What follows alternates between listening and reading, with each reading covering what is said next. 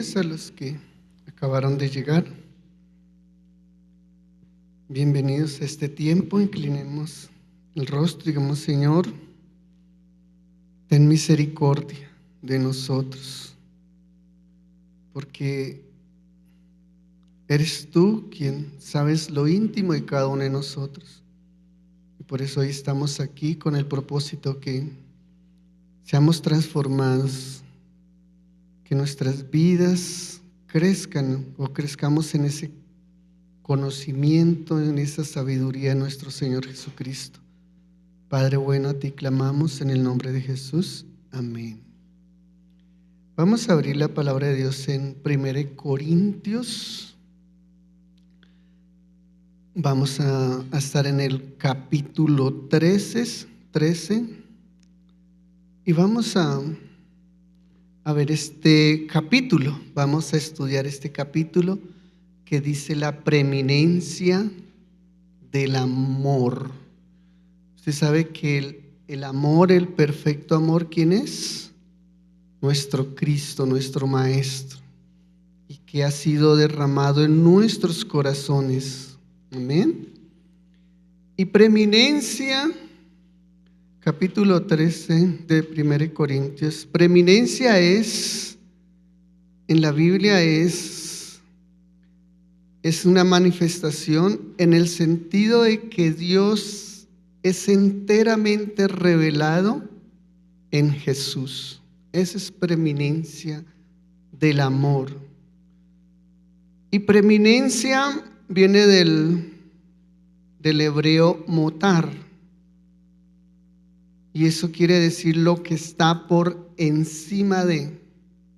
Recordemos que no, todo lo que fue creado por Cristo y para Cristo. Entonces, por encima de, y también es la excelencia. Eso es preeminencia. Y preeminencia del amor es la virtud más importante, superior a otras habilidades y sacrificios, y que une a los creyentes. Eso es dejar claro qué es preeminencia el amor. Y antes de empezar en el versículo 1, vamos hago una introducción. Si usted ve el capítulo anterior al 13, ese capítulo habla de los dones. Y vemos que los dones vienen desde los más exaltados, los más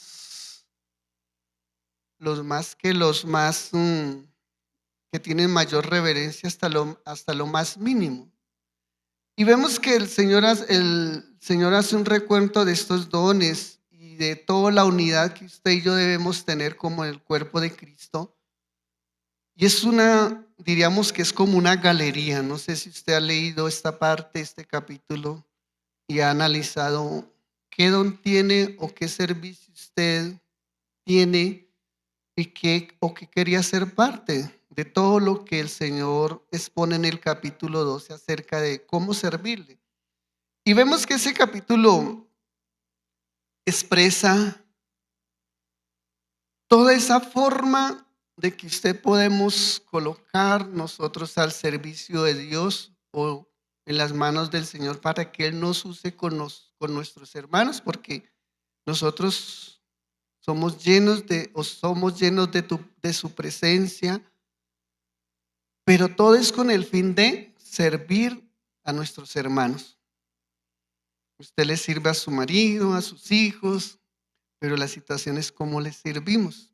Entonces vemos que todo ese capítulo habla de todo aquello hermoso que usted y yo podemos realizar o que podemos llevar a cabo. Pero ese capítulo 13 habla de lo esencial de que usted y yo debemos tener para ejercer ese servicio. Usted y yo podemos realizar cualquier servicio de todos, de lo que está ahí escrito en el capítulo 12, pero el Señor dejó ese capítulo 13 y habla de lo cuán esencial es que usted y yo hagamos todo esto enfocados en que Cristo esté en nosotros. Si Jesús no está en nosotros, vamos a ver. Empecemos desde el versículo 1, que dice: si yo hablase lenguas humanas y angelicales y no tengo amor, vengo a ser como metal que resuena o címbalo que retiñe. Sí, que retiñe. Entonces ahí podemos ver que yo puedo tener todo esto, pero como dice la parte final, o dice que si vengo o címbalo que retiñe, pero si no tengo a Cristo, por eso dices como metal que resuena o címbalo que retiñe. Si yo hablase lenguas humanas y no tengo amor, esa partecita, y no tengo amor. Entonces vemos que si yo no tengo amor, podría yo decir, si yo no tengo a Cristo, nada soy. Por eso habla de todo lo que el Señor nos puede usar en ese capítulo 12. Si yo no tengo amor, nada soy. Usted puede ver los grandes ministerios que hoy ven de apostolados, esas megas iglesias, todo esto. Y si usted se ha dado cuenta y si usted ha analizado su naturaleza, cuando nosotros empezamos a tener cierta relevancia en el servicio, en la casa o allá afuera, en lo que hacemos a diario, no sé si usted se ha dado cuenta, pero siempre hay una tendencia en nuestro corazón o en nuestra naturaleza, esa subírsele uno como el ego, a sentirse autosuficiente, a sentir como que yo soy mejor que el que está a mi lado. Por eso el Señor dice, si no tengo amor, vengo a ser como metal que resuena o címbalo que retiñe. O sea, venimos a ser, como el dicho popular por ahí, un coco vacío. Analícese.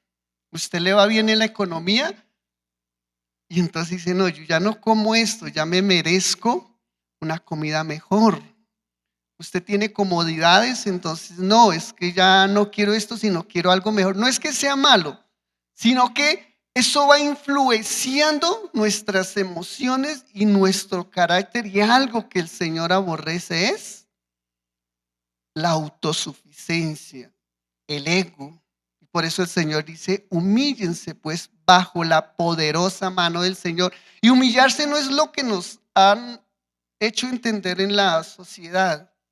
Humillarse según la palabra de Dios es despojarme del ego, la autosuficiencia y el orgullo. Por eso fue que fue el querubín protector, por eso fue echado de la presencia del Señor. Y eso fue lo que Él sembró en nuestra naturaleza. Entonces vamos a primera de Juan 4:18 para entender no pierdan esa partecita porque vamos a volver ahorita. Primera de Juan 4:18 que me dice, en el amor no hay temor. Entonces yo no debo tener temor, o sea, no debo tener o sea, cuando dice que el amor es Cristo.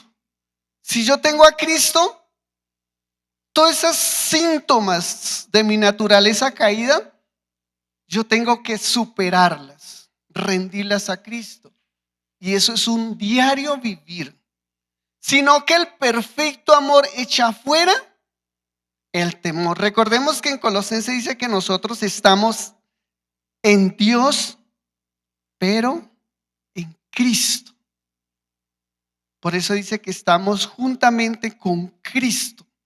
Entonces dice, echa fuera el temor, porque el temor lleva en sí castigo, de donde el que teme no ha sido perfeccionado en el amor. Nosotros empezamos un proceso y por eso el Señor dice que nosotros cada día debemos ser revestidos del nuevo hombre según Dios. Entonces, el revestimiento es esa parte de el amor. Por eso el título dice la preeminencia del amor, Por eso habla de esa galería del capítulo 12, todo lo que usted y yo podemos hacer. Pero si no tenemos amor, no hemos sido perfeccionados. Si no refleja la humildad y la persona de Cristo, estamos haciendo las cosas mal. Ahí mismo en primera de Juan capítulo 4:7, volvámonos un poquito. 4:7 dice, amados, amémonos unos a otros. Si ve que todo va relacionado en el servicio con nuestro prójimo, amémonos unos a otros porque el amor es de Dios. Todo aquel que ama es nacido de Dios y conoce a Dios. Esencialmente, el nuevo nacimiento, el milagro que Dios hizo cuando usted y yo tomamos la decisión de seguir a Cristo. Si usted no ha tenido ese milagro que Dios anuncia allá en Ezequiel, donde dice por amor a mí mismo, porque es que ustedes han amancillado mi nombre, le decía el pueblo de Israel, por amor a mí mismo derramaré agua limpia sobre vosotros, les daré un corazón nuevo, un espíritu nuevo. Y eso es lo que nosotros debemos clamar día a día, que tengamos esa visualización, esa meta que día a día estamos creciendo en que hemos nacido de Dios y conocemos a Dios, por la cual damos como fruto ese amor. Y ese amor no es lo que nos enseñaron, que amamos con buenas palabras, con presentes, cuando todo va bien. Ese amor es cuando todo está patas arriba. Hay conflicto, hay adversidad, que usted y yo tengamos la capacidad como Jesús la tuvo. Recuerda Jesús que dijo: Padre, perdónalos porque no saben lo que hacen. Es sentir uno compasión y misericordia cuando usted y yo tenemos esa persona que nos ofendió, aquella persona que nos hace la vida difícil, que muchos de nosotros tenemos. Eso es. Amén. Entonces aquí entendemos que si yo no tengo a Cristo, nada soy. Si yo no tengo amor, nada soy. Yo puedo realizar muchas cosas, pero puedo hablar en lenguas. Enfaticemos aquí, dice lenguas angelicales. Pero si no hay ese amor, nada soy. Amén. Vamos al versículo 2 del capítulo 3 otra vez de Corintios. Dice: y si tuviese profecía, miren, profecía, cuán grande es la profecía, y entendiese todos los misterios y toda la ciencia, que habla de entendimiento, de un conocimiento extremo, de un conocimiento excelente acerca de los misterios de Dios. Si usted y yo tenemos eso, todo eso lo manejamos. Y si tuviese toda la fe, algo espectacular, tuviese toda la fe y no tengo amor, nada soy. Sin Cristo yo puedo profetizar, yo puedo entender los misterios de Dios. Hoy en día hay tantos teólogos y que uno puede decir que el conocimiento los ha extraviado. ¿Por qué? Porque no está Cristo. Se han envanecido. Entonces puedo tener la persona puede tener todo el conocimiento bíblico, pero si no está Cristo en su corazón, no está siendo formado Cristo en su carácter, en su ser, nada es. Puede tener toda la fe de tal manera que traspase los montes de un lado a otro, y no tiene amor, nada es. Sin Cristo nada soy. Por eso el capítulo 12 habla extensamente. Son prácticamente 31 versículos en que nos habla acerca del servicio, todo lo que usted y yo podríamos hacer.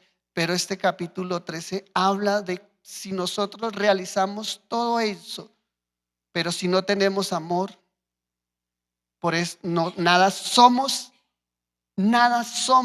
Y de ahí, por eso es que el Señor Jesús habla Nunca los conocí, hacedores de maldad. Y ellos dicen, pero si profetizamos, vea, profecía, pero si predicamos, fe, pero si enseñamos en la plaza, ciencia. ¿Y él qué dice? No los conocí. ¿Por qué? Porque Cristo no estaba en ellos. Ellos lo hacían en sus propias fuerzas, en su propia capacidad.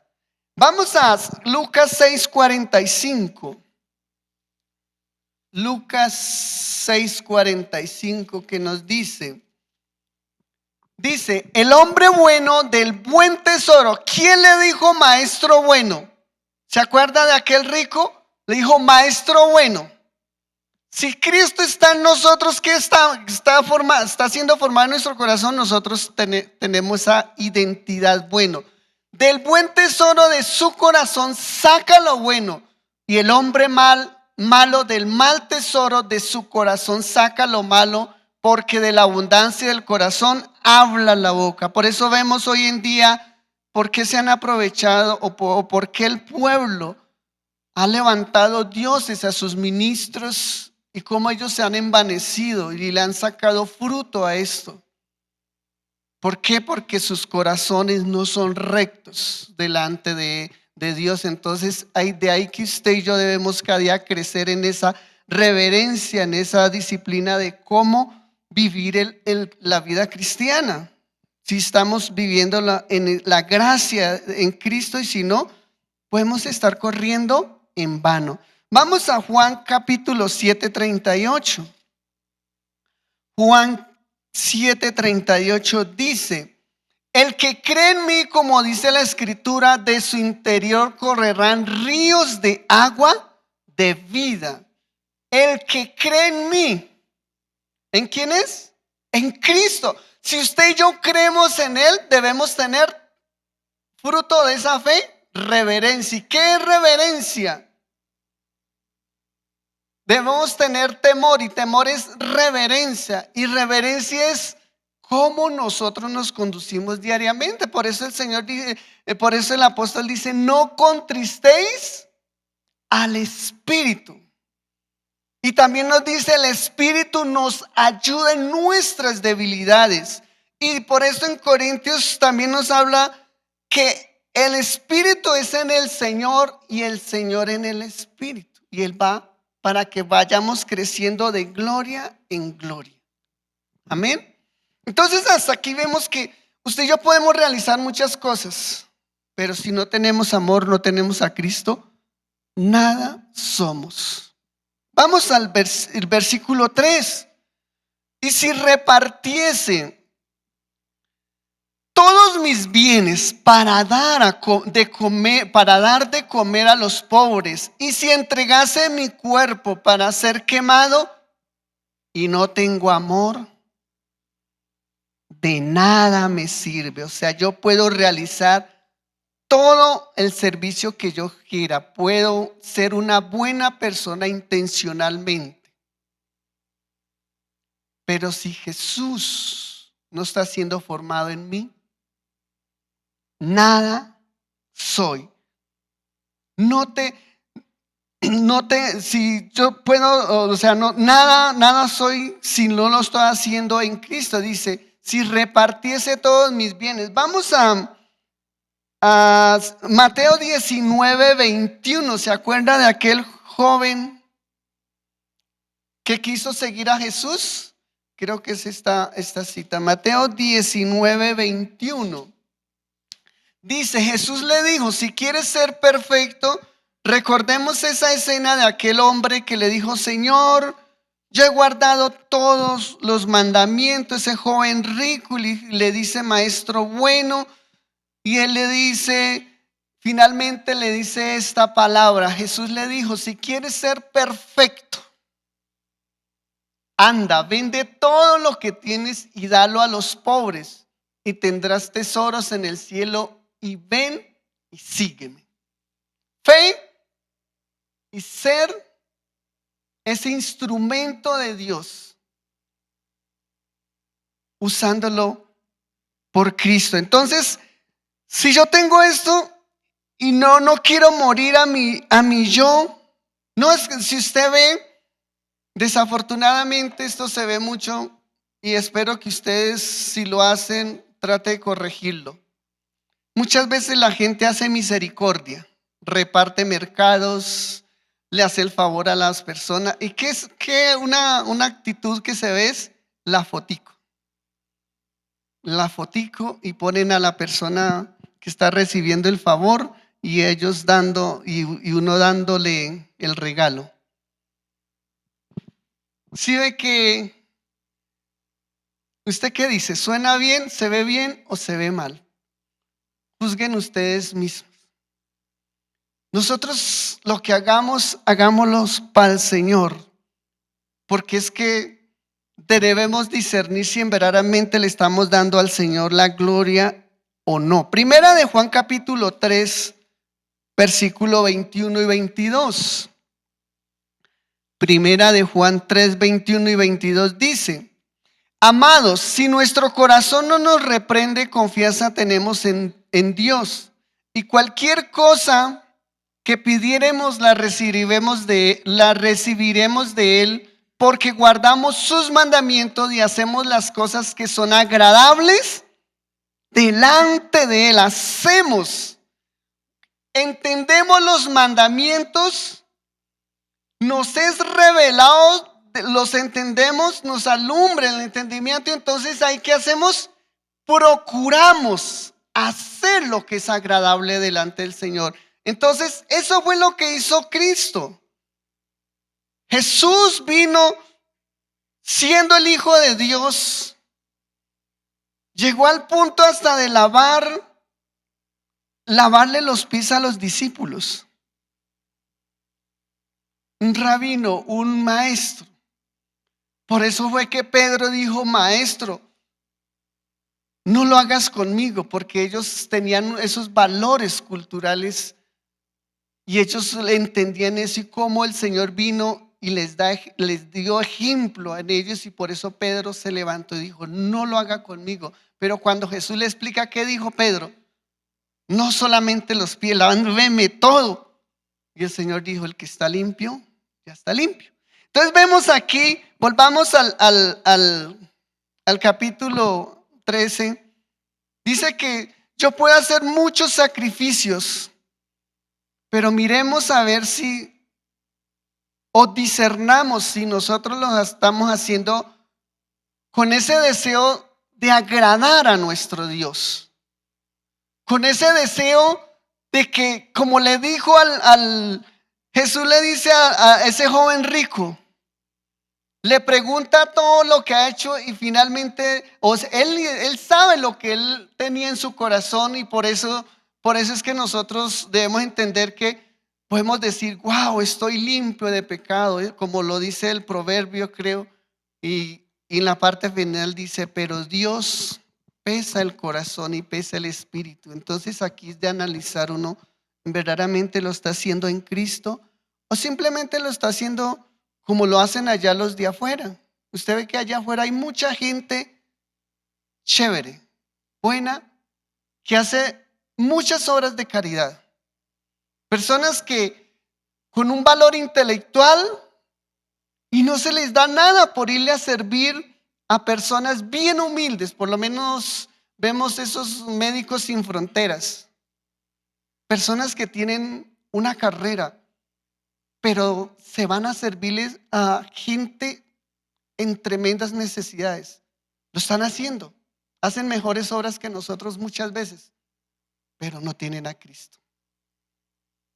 Y lo que nosotros, o lo primordial de esta vida es nuestra eternidad. Entonces debemos pensar en ello. Vamos al versículo 4. Y el versículo 4 empieza las palabras.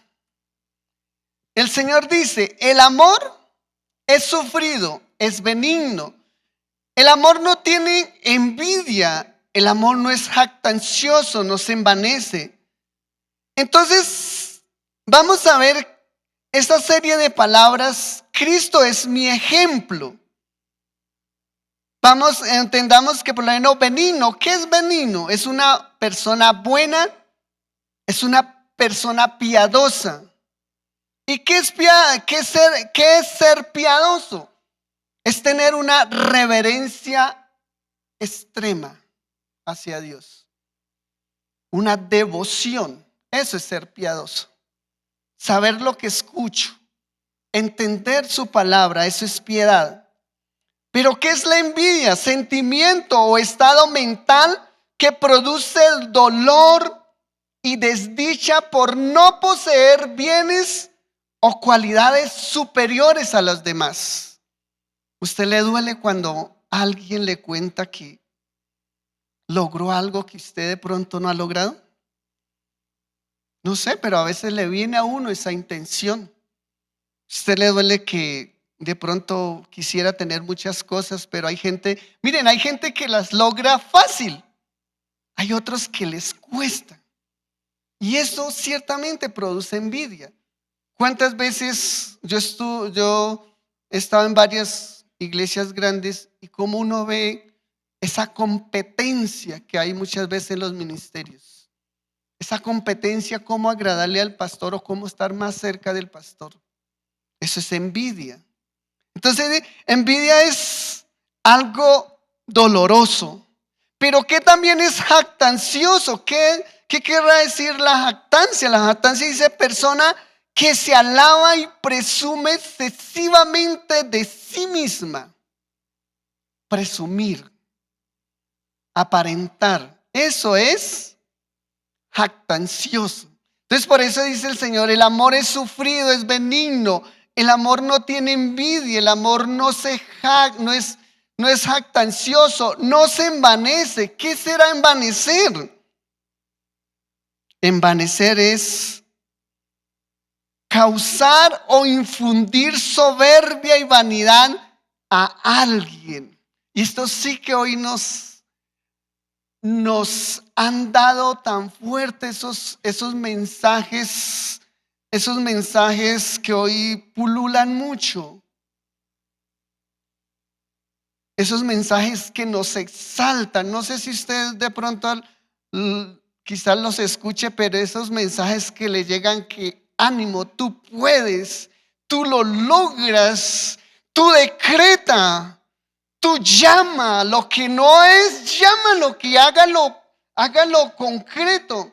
Eso es una persona que envanece, y hoy en día en el púlpito se enfoca mucho esa parte. Esos mensajes motivacionales que nos llevan a andar en la vanidad en nuestra mente y como en un corazón envanecido. Yo muchas veces analicé eso en mí. Yo digo, Señor, como Él dice, ¿qué saca uno lograr tantas cosas en este mundo y saber que Cristo no está siendo formado en mí? Entonces vamos a Filipenses 1:5. ¿Qué hizo el Señor? La Biblia nos da testimonio de lo que hizo Jesús. Dice, el 1:5, Filipenses 1:5, dice, por vuestra comunión, estoy dudando, por vuestra comunión en el Evangelio no es eso. Donde dice, esa partecita, donde dice que Jesús se humilló hasta lo sumo. A ver los hermanos. ¿Cómo?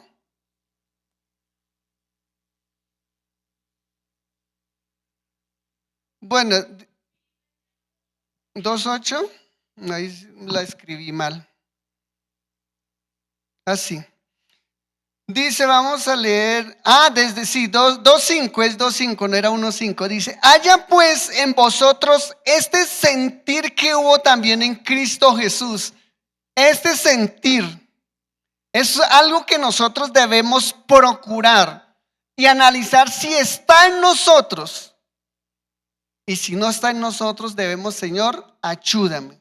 Debe estar en mí. Fortaléceme en esa capacidad de poder entender y que pueda comprender. Dice, haya pues en vosotros ese sentir hubo también en Cristo Jesús, el cual, siendo en forma de Dios, no estimó el ser igual a Dios como cosa a que aferrarse. ¿Sí ven? ¿Se acuerda esa escena donde Jesús dijo: yo puedo pedir ángeles y ellos vendrán y me defenderán? Pero no lo hizo. ¿Sí ven? Y por eso lloró oró con ese deseo ferviente. Dice el versículo 6: el cual, siendo en forma de Dios, no escatimó el ser igual a Dios como cosa que aferrarse, sino que se despojó a sí mismo, tomando forma de siervo, hecho semejante a los hombres, se despojó. ¿Cuántas veces a usted y a mí nos cuesta despojarnos del enojo? ¿Sí o no? ¿Cuántas veces nos cuesta darle la razón a aquella persona y luchamos eso? Y cuando usted tiene esa actitud, Jesús no está siendo formado en usted. Muchas veces nuestros papás tienen la razón y uno como hijo lucha para imponérselo a los papás. Y si es de cónyuges, es algo más cotidiano. Nos cuesta darle la razón. ¿Por qué? Porque muchas veces tenemos estas palabras: envidia, somos jactanciosos, estamos envanecidos, no tenemos esa huella de benigno. Y por eso el Señor hoy nos permite analizar esto. Volvamos al capítulo 13, que si usted y yo estamos siendo formados, renovados, y verdaderamente nuestro entendimiento ha sido renovado para comprobar la buena voluntad de Dios, que es agradable y perfecta. La buena voluntad de Dios es que usted y yo no tengamos tantas diferencias en el hogar. La buena voluntad de Dios es que usted y yo tengamos paz con nuestro prójimo. La buena voluntad de Dios es que usted y yo no tengamos ídolos. Llámese servidor, llámese pastor, llámese cualquier ámbito, por más que esto no debe haber en nuestro corazón esto. Amén. Vamos al versículo 5 y 7. Del 5 al 7 dice: no hace nada indebido, no busca lo suyo. Es muy claro, son palabras muy claras. Dice: no hace nada indebido, no busca lo suyo, no se irrita, no guarda rencor. El siguiente: no se goza de la injusticia, mas se goza de la verdad. Sí que nos cuesta la verdad, ¿sí o no? Todo lo sufre, todo lo cree, todo lo espera, todo lo soporta. Vamos a el ejemplo perfecto. Isaías 42. Vamos a Isaías 42 y leemos del versículo 1 al 3. Ya está. He aquí mi siervo. ¿Quién es el siervo? Esa es una profecía que habla de la naturaleza de aquel siervo que era Jesús. Entonces vemos que: he aquí mi siervo, yo le sostendré, mi escogido en quien mi alma tiene contentamiento. He puesto sobre él mi espíritu. Él traerá justicia a las naciones. Versículo 2. No gritará ni alzará su voz. Se asemeja con los versículos que hemos leído en Corintios 13. ¿Qué dice? No gritará ni alzará su voz, ni la hará oír en las calles. ¿Cuántas veces nosotros gritamos cuando tenemos diferencias y le recalcamos y le señalamos a nuestro cónyuge cuando está al pie de nosotros? Dice: no quebrará caña cascada. Estuve mirando, ¿y qué es? ¿O qué podemos entender por esta partecita? No quebrará caña cascada. Dice que es una actitud de que la persona identifica la herida o la debilidad por la cual la persona está oprimida, está desanimada, está herida emocionalmente. Esa es una característica, es un discernimiento que Dios ya había prometido que traía su siervo escogido. No quebrará la caña cascada. ¿Cuántas veces nosotros herimos con palabras violentas o de muerte a nuestro prójimo? Y no entendemos que esa persona puede ser débil en esa actitud, puede tener una debilidad, puede estar oprimida, puede estar desanimada o está herida emocionalmente. Entonces, en vez de bajar el tono, ser sabios o cubrirle de misericordia, le señalamos y le atropellamos. Se parece a lo que acabamos de leer en 1 Corintios 13, el versículo 5. No quebrará caña cascada, no, ni apagará el pábilo que humeare. ¿Qué entiende esto? Porque bueno, un pábilo que humeare, ¿qué será? Dice que es la debilidad y el sufrimiento que hay en las personas y cuyo testimonio se vuelve ineficaz. Entonces, aquella persona que está decaída, nosotros en vez de señalarla o que ha cometido un error, ¿qué debemos hacer? Tener paciencia. ¿Para qué? Para que no se apague esa persona y no la estanquemos más. Por eso aquí dice que no apagará ni apagará el pábilo que humeare. Es aquella persona que está teniendo grave sufrimiento y que muchas veces nosotros, en vez de levantarlo, ¿qué hacemos? Lo echamos más para abajo. Entonces, si usted y yo tenemos esa actitud, Jesús no está siendo formado en nosotros. Porque eso es lo que Dios habla, esta profecía acerca de Jesús, lo que era la naturaleza de Cristo. Dice, por medio de la verdad traerá justicia. Y vemos por lo menos en Marcos 19. Vayamos y veamos una actitud o algo que da testimonio el Señor en su palabra. Marcos 9:19. Y aquí es un suceso que él está viviendo con los discípulos. Y miren que por más que la palabra es fuerte, vemos que solo uno fue el que se extravió y que fue Judas. El 9:19 dice, y respondiendo él les dijo, recuerda esa partecita que Jesús sana a un muchacho endemoniado. ¿Se acuerda que lo llevaron a los discípulos y los discípulos no pudieron hacerle libertad? Y Jesús viene y a causa de que el papá va y habla con él, miren lo que dice, y respondiendo él dijo, oh generación incrédula, ¿hasta cuándo de estar con vosotros? ¿Hasta cuándo os he de soportar? Traédmelo. ¿Cuál sería nuestra actitud? Tantas veces que le enseño y no aprendió.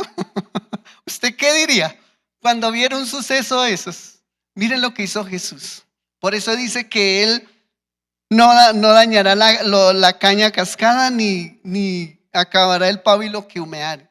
Oh generación, ¿hasta cuándo debo soportarle? Aquí vemos reflejado los versículos que vimos ahorita en 1 Corintios 13. Vamos a hacer otro, Marcos 8:11, ahí atrásito un poquito. Ahí habla otro suceso. La demanda de una señal. Dice, vinieron entonces los fariseos y comenzaron a discutir con él pidiéndole señal del cielo para tentarle. El siguiente. Miren, él entró en angustia. Jesús entró en angustia. Y gimiendo en su espíritu dijo, ¿por qué pide señal a esta generación? De cierto os digo que no se dará señal a esta generación. Y dejándolos, el versículo 13, y dejándolos volvió a entrar en la barca y se fue a la otra ribera. ¿Cómo usted y yo hubiéramos reaccionado cuando nos acusan? Porque es que ellos iban en una actitud de hacerlo caer, para acusarlo, para encontrar una forma como acusarlo y llevarlo a juicio. Y miren con lo que él responde. Vemos la característica de nuestro maestro en esa circunstancia. volvamos a los versículos. En esto que acabamos de ver, volvamos a leer desde el 5 al 7. No hace nada indebido. Compasión, misericordia, paciencia. No busca los suyos. Nosotros tenemos nuestra naturaleza siempre es a buscar un beneficio en todo lo que hacemos, ¿sí o no? Siempre es esa actitud de ser beneficiados en todo lo que hacemos. Dice, no se irrita, no guarda rencor. Vemos reflejado la naturaleza de Cristo. Por eso dice que si no tenemos a Cristo, no lo hacemos en Cristo, nada somos. Versículo 6, no se goza de la injusticia. ¿Sí o no que nosotros nos fascina gozarnos cuando dice bien hecho? Que se lo merecía. ¿Sí o no? Muchas veces nos trae complacencia cuando vemos que esto sucede. Dice, no se goza de la injusticia, más se goza de la verdad. El siguiente, el 7, todo lo sufre. Esto sí que es fuerte. Todo lo sufre. Todo lo cree. Todo lo espera. Todo lo soporta. Entonces hemos visto esta partecita, el ejemplo perfecto que es nuestro Señor y Salvador Jesucristo. Es una evidencia plena de que solo eso lo podemos lograr en Jesús. Si usted y yo no día a día no clamamos, Señor, fortaléceme que ese conocimiento de tu palabra me sea revelado y que podamos entender que la palabra esa palabra, la Biblia nos habla de cómo nosotros podemos tener esa actitud y ese comportamiento para que crezcamos en Cristo. Amén. Vamos al versículo 8. ¿Qué dice el 8? El amor nunca deja de ser, pero las profecías se acabarán y cesarán las lenguas y la ciencia se acabará. Entonces aquí nos habla que la preeminencia del amor estamos hablando de la preeminencia del amor que es Cristo. La revelación de Dios a través de Cristo. Entonces eso nos quiere, cuando dice que el amor nunca deja de ser Jesús. Dios nos amó, punto, y nos dio a Cristo. Si nosotros somos formados, crecemos en esa concientización de que Cristo mora en nosotros porque Él lo dijo. Si usted me aman y guarda mis mandamientos, vendremos y moraremos en Él. ¿Sí? Entonces quiere decir, entonces nos dice, el amor nunca deja de ser. Jesús dijo, yo nunca los dejaré. Nadie los arrebatará de mi mano. Yo estaré con ustedes hasta el fin. Ahí está la promesa cumplida, ¿sí? Dice entonces, pero las profecías se acabarán y cesarán las lenguas y la ciencia se acabará. O sea, esto es temporal. Todo lo del versículo del capítulo 12, eso es temporal. Eso se va menguando, se va acabando. Pero lo único que no se acaba es Cristo en usted y en mí. Usted hablará lenguas, pero un día dejará de hablar lenguas. El conocimiento, usted ve que a medida que vamos envejeciendo se nos va olvidando las cosas, ¿sí o no? Se acabará. Eso es temporal. Todo lo que nosotros hagamos llegará un momento en que serán como aguas que pasaron, apenas recordamos lo que hicimos. Eso es lo que quiere decir el versículo 8. Entonces todo eso es temporal. Dice, vamos a Primera de Juan capítulo 3:1. Primera de Juan capítulo 3 versículo 1 dice, mirad cuál amor nos ha dado el Padre para que seamos llamados hijos de Dios. Por esto el mundo no nos conoce, porque no le conoció a él. Usted y yo conocimos cada vez que leemos la Biblia, nos congregamos. El propósito es crecer en ese conocimiento para que cuando cesen todas estas cosas, la fe, la ciencia, cese todo esto, usted y yo no nos vayamos, no nos vayamos a estresar o no vayamos a preocupar ni decir, bueno, ¿y ahora yo qué hago? Por eso es que vemos hoy en día muchos ministerios que no quieren pasar de ser relevantes y entonces cada día se inventan cosas nuevas para permanecer en la cúspide. Entonces ellos buscan, uno ve cómo ellos no saben qué hacer para que las personas, para no pasar al anonimato. Entonces por eso dice que nosotros tenemos que, porque no le conoció a él, amén. Entonces tenemos que tener muy pendiente eso. El versículo 9 que nos dice, todo aquel que es nacido de Dios, el 3:9 de primera de Juan, dice, todo aquel que es nacido de Dios no practica el pecado, porque la simiente de Dios permanece en él y no puede pecar porque es nacido de Dios. Vemos la eficacia en la palabra cada vez que usted y yo procuramos esforzarnos en la gracia que es en nuestro Señor Jesucristo. Amén. Vamos al versículo 9, volvamos al capítulo 3. El 9 dice, porque en parte conocemos y en parte profetizamos. El conocimiento cesará. La ciencia cesará. Entonces por eso él dice, en parte conocemos y en parte profetizamos, pero sabemos que viene lo perfecto. Y saber que todo esto temporal va dejando de ser, va opacándose, pero Cristo sigue ahí. Amén. El versículo 10.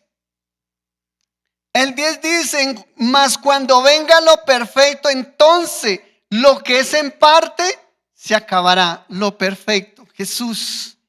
Cuando usted tiene esa confianza, listo, usted ya pasó su tiempo y ya otro lo relevará.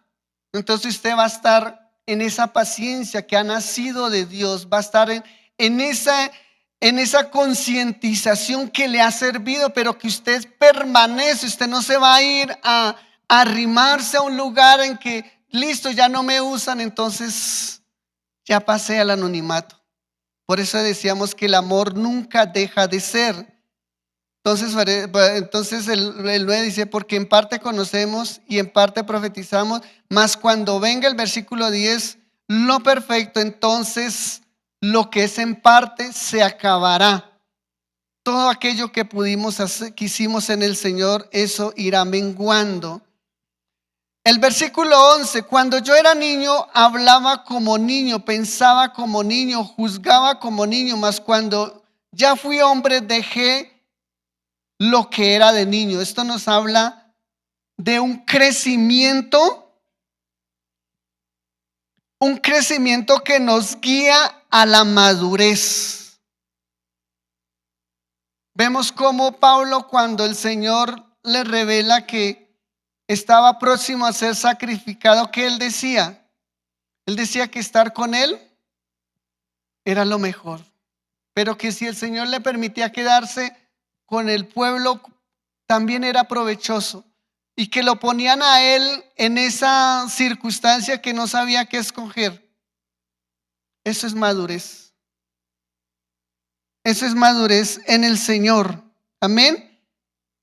Entonces vemos que la revelación de Cristo, el nacer de nuevo, el tener entendimiento, esto nos lleva a la madurez, nos lleva en que un día la profecía cesará, porque la profecía solamente nos ofrece una visión parcial de la voluntad de Dios. No es el todo. Por eso en la Biblia hay muchas cosas que son misterio y que solo Dios las dejo ahí, pero que muchas veces a veces nos preocupamos en entenderlas. Es un misterio. No debemos avanzar más allá. Vamos a Lucas capítulo 24, 31, acerca de estos versículos. Lucas 24, 31. Dice: entonces les fueron abiertos los ojos y le reconocieron, mas él desapareció de su vista. Esto habla de los discípulos que estaban caminando a Emaús, y vemos cómo el Señor se les aparece y empieza a hablar con ellos y les habla todos los sucesos, y ellos no entendían. Pero surge el milagro. Le fueron abiertos los ojos del entendimiento, y eso es lo que usted y yo debemos procurar cada día.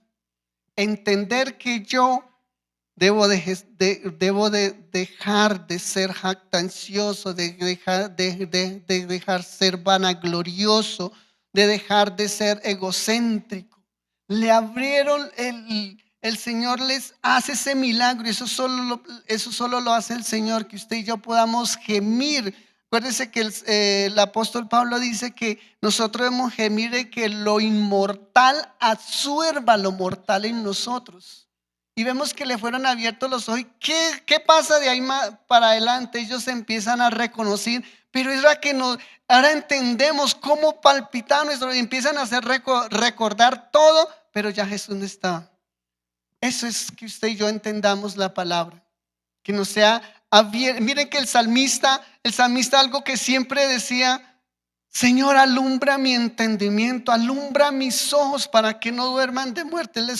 El salmista habla mucho de esto: alúmbrame para que vea, para que entienda. Y ese es nuestro deber, para que podamos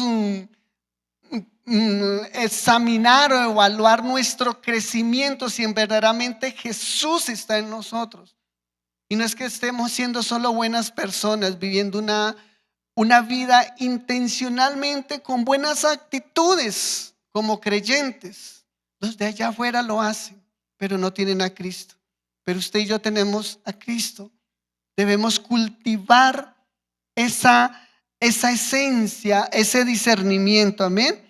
Vamos al versículo, volvamos a 1 Corintios. No, me falta una última, Proverbios 24, 16, una última para ampliar un poquito más aquí ya está. Porque 7 veces cae el justo y vuelve a levantarse. Esta es una persona que está esforzándose en la gracia que es en Cristo. 7 veces cae el justo y vuelve a levantarse, mas los impíos caerán en el mal. ¿Cuántas personas se van de la iglesia porque tuvo un inconveniente con un hermano? ¿Cuántos hogares están a punto de separarse y batallan en esas diferencias, pero no reconocen sus errores? Y se ultrajan, se maltratan a sus hijos y no reaccionan, porque 7 veces cae el justo y vuelve a levantarse. Esa es una persona que está creciendo en Cristo. Se cae, se vuelve a levantar, porque cuando se cae reconoce su debilidad, su error, y vuelve a levantarse y sigue ahí porque ha nacido de Dios. Cristo está siendo formado en él. Amén. Ahora sí volvamos a 1 Corintios capítulo 13. Dice: y ahora permanece la fe, la esperanza y el amor. Pero estos tres, el mayor de ellos es el amor. Corintios 13:13.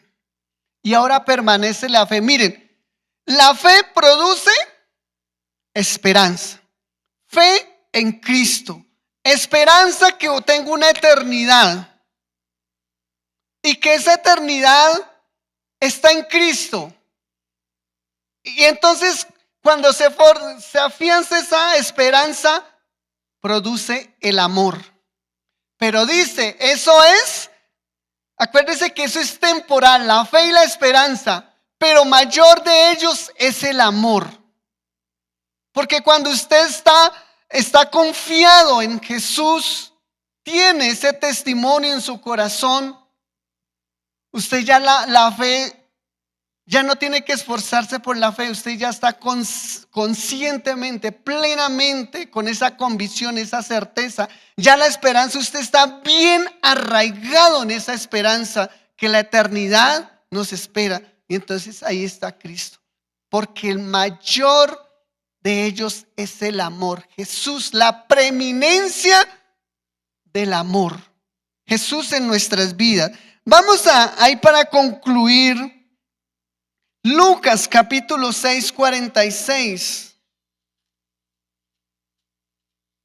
Lucas capítulo 6, versículo 46 al 48. ¿Qué nos habla? Dice, ¿por qué me llamáis Señor, Señor, y no hacéis lo que yo digo? Todo aquel que viene a mí y oye mi palabra y las hace. ¿Por qué le decimos, Señor Jesús, tú eres mi Señor, yo te amo, yo te adoro? Y muchas veces uno llora. ¿Y qué no hace? Pero después lo borramos con nuestra actitud. Y oye mis palabras y las hace. Oír, obedecer. Os indicaré a quién es semejante. Si ustedes le decimos Señor, volvamos a devolvernos un poquito. Volvamos si usted en el 46, porfa. Si nosotros le decimos Señor, pero ¿qué tenemos en cuenta? Ahora sí el siguiente, si le llamamos a él Señor, el siguiente versículo. Y venimos a él, nos congregamos, venimos a leer la Biblia, venimos al estudio bíblico y oímos sus palabras y obedecemos. Entonces él dice que nos comparará o nos indicará quién es semejante. Ahora sí el siguiente versículo. Semejante es al hombre que al edificar una casa cavó y ahondó y puso el fundamento sobre la roca. Jesús. Y cuando vino una inundación y el río dio con ímpetu contra aquella casa, pero no la pudo mover porque estaba fundada sobre la roca. Cuando nosotros escuchamos con el propósito de obedecer, vendrá la adversidad en el hogar, vendrá la adversidad económica, vendrá la enfermedad, vendrá el momento difícil, pero estamos con esa convicción, esa certeza en la fe, en la esperanza que nos da ese fruto de Cristo, el amor. No vamos a sufrir daño. Habrían hogares saludables. En el tiempo de abundancia de trabajo, la persona administraría bien su dinero para cuando venga la escasez, esas aguas impetuosas no lo arrochen. Se portará prudentemente en la alimentación para evitar una enfermedad dura.